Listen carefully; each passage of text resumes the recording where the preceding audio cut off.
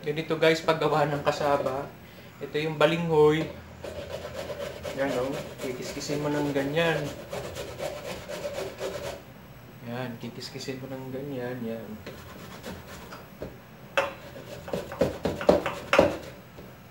Kaya, pag gagawa kayo nito, kailangan. Pero may nabibili naman kasi nitong ano eh. Grated na.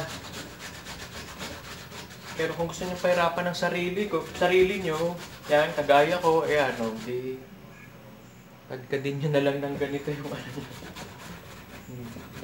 Yan. Ganito paggawa niya, yan, o. Tapos pipigain natin yan para mawala yung ano niya, yung katas niya. Yan.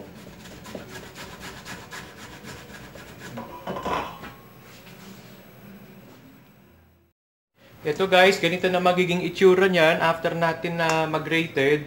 Ngayon, tatanggalan natin ng tubig.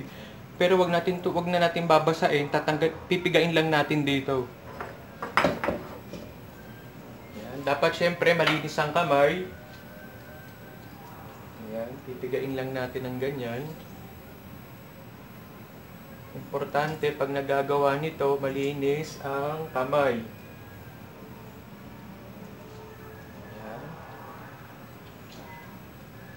Kasi may dakta-dakta to guys eh, kaya kailangan eh.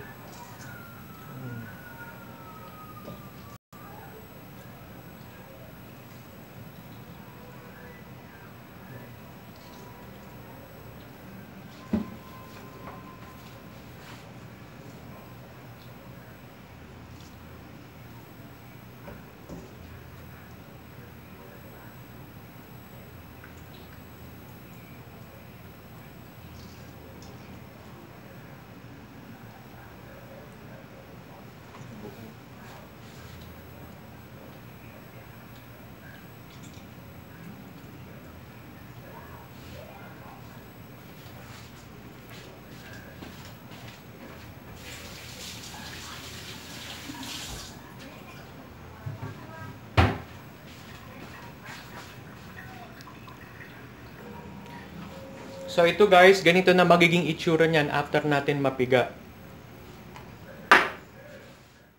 Guys, ito yung ingredients natin sa paggawa ng kasaba cake.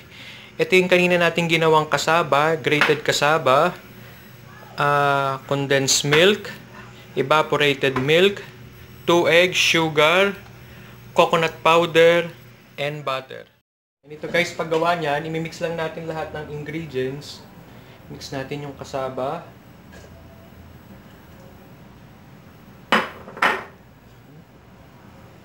Mix lang natin dyan. Tapos yung ating coconut powder. Pwede rin kayo maglagay ng desiccated coconut.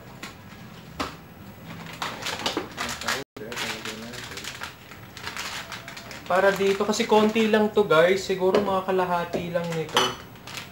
Ilang kg ba to? 150 kg. Siguro mga ano lang gagamitin natin dito. Mga 75 kg. 50, kalahati lang. Ayan.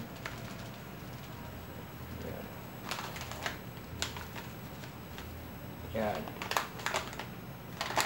Kalahati lang yung gagawin natin guys. Ito, mimix din ulit natin. Ayan. Mix lang.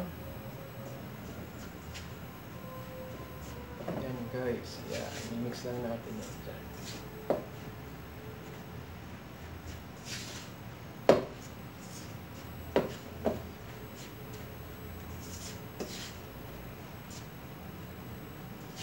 Ilalagay natin ng sugar. Yung sugar natin konti lang kasi maglalagay tayo ng condensed milk. Mga 50 ml, 50 grams lang nito. Yan. 50 grams lang yan. Yan. Kasi hindi kasi masarap ng masyadong matamis nito, nakakaumay din. Kaya ayan ko.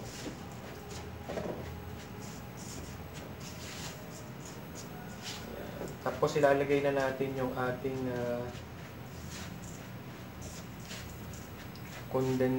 evap. So guys, Ating ibab, ilalagay na natin. Ilan ba tong ibab?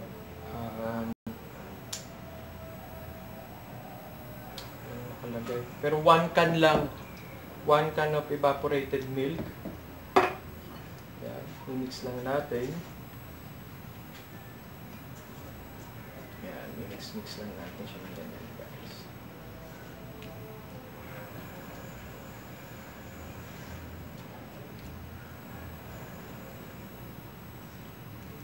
Yan. Mix lang natin siya, guys. Yan. Mix. Para maganda lahat na natin itong coconut milk, coconut powder. Kasi masarap kasi nito marami. Saka natin yan dyan, guys. Mix na natin.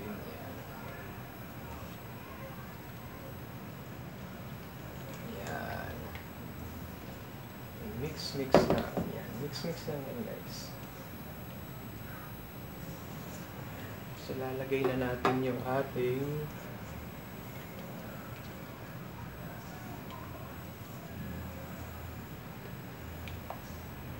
condensed milk. Yung condensed milk natin, guys, hindi natin lahat ilalagay itong 1 can kasi gagamitin natin yung gagamitin natin yung iba para dun sa toppings natin. Kalahati lang nito. Kalahati.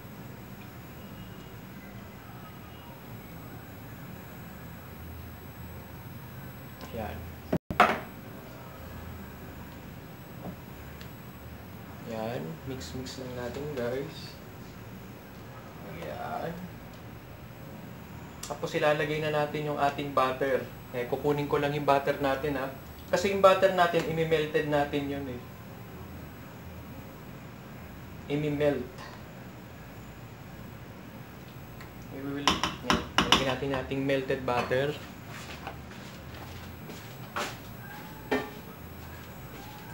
Ito, guys, ang ating melted butter. Ibubuhos na natin. This is 100 grams of unsalted butter. Yan. Mix lang yan, guys. Yan. Mix lang natin.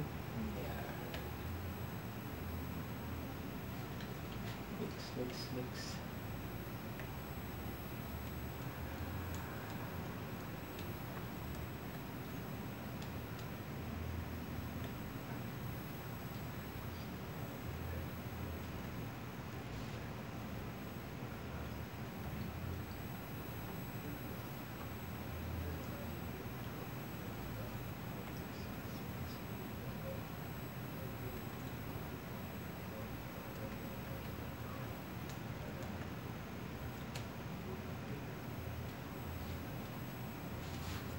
Lang natin yan, guys.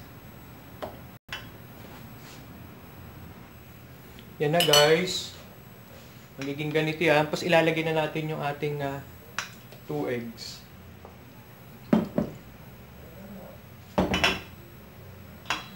Bibit lang natin siya dito, guys. Let's beat the egg.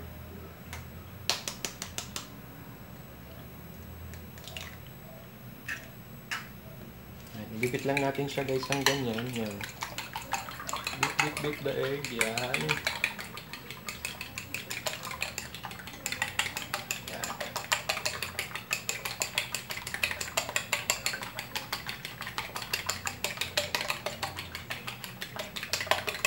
Yan. And then, lalagyan na natin siya dito. Yan. Tapos, mix ulit. Yan. I-mix lang natin siya ng ganyan. Yan. Yan. Mix.